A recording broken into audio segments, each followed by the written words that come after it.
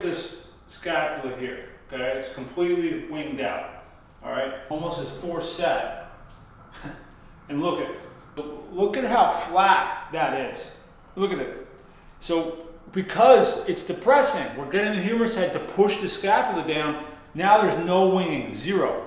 This client, Clemson University, kind of a local, our first local client from Greenville. So he's had major shoulder problems, you know, labrum tear. Why don't you just talk about sort of what you're going through with your shoulders? Yeah, I tore my labrum 3 years ago. Went to countless of PTs, massage therapy, acupuncture, all that stuff. Still hasn't recovered. Still a lot of pain, doing a lot of different activities. So just trying to get my strength back and lifestyle back. And you went to some PTs and you felt results, and then it would come right back? Yeah, it felt like it got completely healthy, and then something would happen while doing any sort of light PT exercise, and it would get hurt again and kind of lose a lot of its strength. So I'm going to show you, today we're going to focus on the main key exercise, which is the depression row. That's what's going to give him the best results. He also has some problems on his left shoulder as well. So we're going to start from scratch of how I teach this exercise. So I just turn sideways. Okay, get your feet closer together. Bend your knees and walk a little more forward. So she's right in the center. Yeah, okay. Good. And now get into the position. Stick your butt back. Yep. Good. And push on down. So if you notice, like, look at this scapula here. Okay, it's completely winged out. All right, and what this is going to, so I'm going to have him depress down here. And you're going to see by the time we get done with the exercise, this winging, it's almost going to be flat against the wall of the rib cage if we do this correctly. Okay, so it's really winged here in the back. One of the things that I teach is, if he tries to roll the shoulder back, go ahead, roll the shoulder back. And now to press down. That's what most PTs are going to do. They're going to have you pull back and push down. And what happens is your trap kind of blocks the humerus head from pushing down to get the scapula to drop. We want the scapula to drop down. And in order to do that, I actually have to let his shoulder roll forward a little bit while keeping his chest lifted and now depressed. And over time, it's going to move on this angle here, on a 45-degree down, without trying. As long as he keeps his chest lifted, it will drop. So like if I'm here and I push down, my shoulder's here, over time it's going to move on that angle there. If I try to pull back and push down, now it's just going to get stuck and I'm not going to get that depression. So this is the first key. And how I know this is so effective is because you'll start seeing the scapula go against the back of the wall, like I said here. And it's hard to understand because everyone, when they start this exercise, wants to do this. And they want to pull, good, take a break. They want to pull this shoulder back as much as you can and push down. But now you start losing it. So we're here, this is where you start. And I keep the elbow way in front. If I pull the elbow back, it's going to roll and it's going to lift. And then over time, if I get him in the right position, without trying, it's going to start moving on this angle here.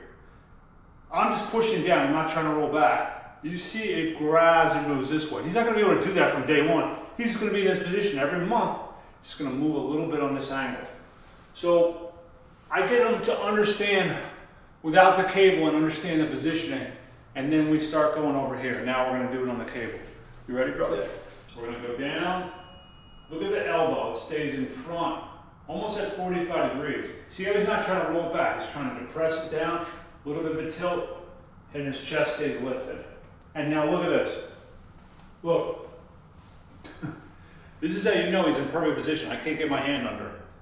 Scapula now is now we're taking the humerus head, we're pushing it down, and that's now taking the scapula and bringing the scapula down here. And look, now the wing is gone. For now. And then he's going to build this muscle. There's no muscle here. Look at that. There's nothing here. Okay? That's what we're trying to form in this area right here, your teres major. But the depression of the humerus head is also teres minor and infraspinatus. I think mainly teres minor because it hooks. It's got that short leverage. short mechanism from the scapula to the humerus head, so it's pulling it at a short angle downward. But look at that. That's how we know that this is going to get rid of wing and scapula over time. Okay? If he rolls it back, go ahead, roll the shoulder back. Keep rolling it back. That's what PTs are going to do. And now he's back to the wing and scapula. This didn't improve. And if he rolls it back, go ahead, roll it back. Go ahead, push down. You see it, look, it's stuck. So it can't, the trap's blocking that. So if I roll it forward and now push down, that's where he starts. Over time, it's going to move this way, about 1/4 inch every month from my estimation. And then it'll start moving like this. And that's the hardest concept that people don't understand, is that to roll the shoulder forward, but to keep the chest lifted. Now, if he sinks, let the chest relax and push down, now that's terrible. Now the wing's going to start coming back. That's what you don't want to do. Because now the shoulder's going to just drop straight down. But if he lifts, good, and then he depresses, as long as that chest stays lifted and he finds that angle, then it will move that way. If he slouches and he pushes down, now it's just going to drive straight down. So over time, it's going to move. If he keeps his chest lifted, go ahead, lift, and he keeps it just a little bit in front where he can really depress the shoulder and feel it there, that's how we're going to improve it over time. All right, let's do the other side. All right, so this side, same issue, same problem. Look at, there's no muscle development here, 0. Okay, this should be popping out. You should have some kind of muscle development. That's what's causing the problem. Remember, it's not just teres major, it's also teres minor. You're not going to see the teres minor or the infraspinatus. That's going to help drive the shoulder down. So we're using the humerus head to also depress the scapula. And that's why everyone's like, well, how's this? We need to do mid-trap. We need to do mid-trap, lower trap. What is lower traps? It's depression of the scapula. So if I can get the humerus head to push down, that's going to take the scapula, it's going to start bringing it down. Good, lift. This side's really tough for him. Right there. Good. And that is, there's just no rear delt and there's no here. But look at the look.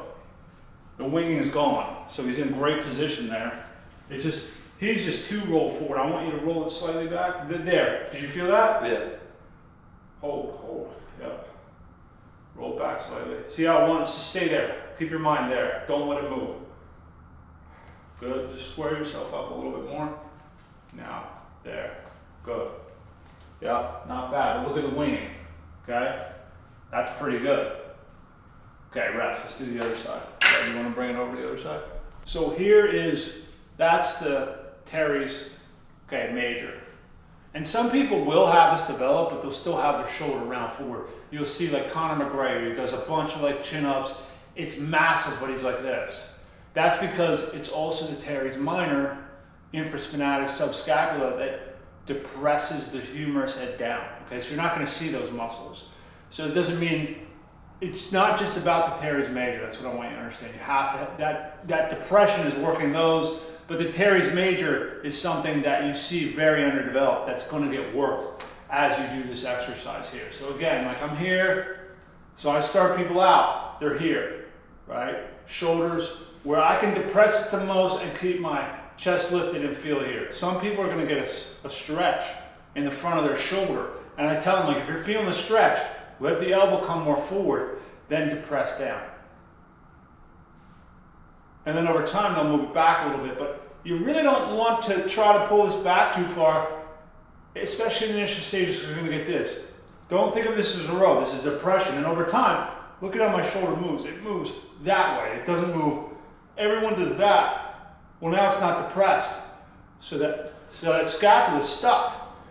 But if I can find where I can depress it the most, it'll start sliding back on this angle as long as my chest stays lifted. All right, let's do this side here. We're looking at him. His center line here. Here's the center of the ear here. Okay, this is where he can depress it the most. So his ear's right in the back of the shoulder line. As it starts moving, go roll it back just a little bit so they can see. So when he rolled it back, it just went straight back. It didn't go down. So now, depress. There, that's where he can depress it the most and keep his chest lifted. That's where he's going to start. Now roll it back. You see how it just rolls straight back. When mine goes, look at where it goes. It goes down. So he's not ready. If he tries to roll it back at all, he's done. So stay right there. Good. Yes. And just keep the chest lifted. As long as he stays lifted. Now watch. If I start pulling this elbow back, pull the elbow back, watch the shoulder. Watch the shoulder. Look what it does. See how it's starting to round forward? So here. That's why the elbow's got to stay there, because it gets the shoulder to do that. If I roll here, it's going to go that way, especially on a client that doesn't have this developed. Good. Now watch again. Watch. Roll it back. Roll. You see how it just gets, it moves back, and now do you feel more of the trap working? Yeah. Right. So now push, and now only feel here. Yeah? Yeah. Good. Lift. As long as he stays lifted and depresses, it's going to move, like I said, it's going to move on this angle. That's the hardest part. Like, people don't understand. They try to roll it back. Like, roll it back again. As far as you can. It just wants to go up. It wants to use the trap. Okay, rest. It's good. Here's another client here. And look at how far I have to have his elbow. Now push down. That's where he has to start. Feel here? A little bit. Now if he rolls it back, roll the shoulder back. Can you still feel it there? Or does you start losing it, right? It starts losing it, and you feel more through here, correct? Mm-hmm. All right, so we're here. Look at it. His back of his shoulder aligned with his ear, but you see how I'm keeping the chest lifted. So now over time, it's going to move back on this angle as long as he stays here, about 1/4 inch every month. If he tries to roll it back, it's just going to lift upward, and now the scapula lifts. There's no more depression in the humerus head, so we're not going to take that scapula and be bringing it down anymore. So we're using the humerus head to drive it down. So here's another example, and over time, we're going to show him every month I'm going to show a video of him, and we're going to see it. It's going to start moving that way, and it will come over about 6 months. That shoulder's going to be here, but it's going to be sloped down. So I'm starting almost behind in line, the back of the shoulder's in line with the back of the ear. Can you feel that there? And we're going to get a little bit more out that way. Bam. Did you feel that more? Yeah. So he had his elbow too tucked in here. That's why he wasn't feeling it. So I just moved it out, a little bit of a gap here. And that should be a major difference. Now do you feel that? That's popping now. You feel? Mm-hmm. I can feel it vibrate. Okay. Almost his fourth set. And look at how flat that is. Look at it. So because it's depressing, we're getting the humerus head to push the scapula down. Now there's no winging. Zero. When he started, I literally could fit my whole hand underneath. And that's what I want people to understand. It's instant results, instant gratification if you do this correctly, that the winging is going to start to improve. And that, as that grows, as this starts to press, as the shoulder starts moving back on an angle, then this goes away.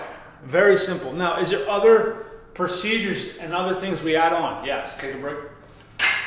There's 4 total exercises in our initial stages, phase 1. You master those, and you move to 4 advancements, plus we add on 3 other exercises. And that's when we really start going in. You start seeing what other PTs do, different stuff, where we do work specifically on the lower traps and rhomboids. But if this is not depressed properly, and it's not shifted properly, when they go in to do any types of Ys, Ts, or arrow, or they try to work the rhomboids, they're just going to shrug up, and they're going to feel their neck, and they're going to feel their upper traps. That's why get the shoulder to depress first. That's what the initial phase is all about, getting it to depress. Then, in the future, we start adding some of those PT exercises on that you see.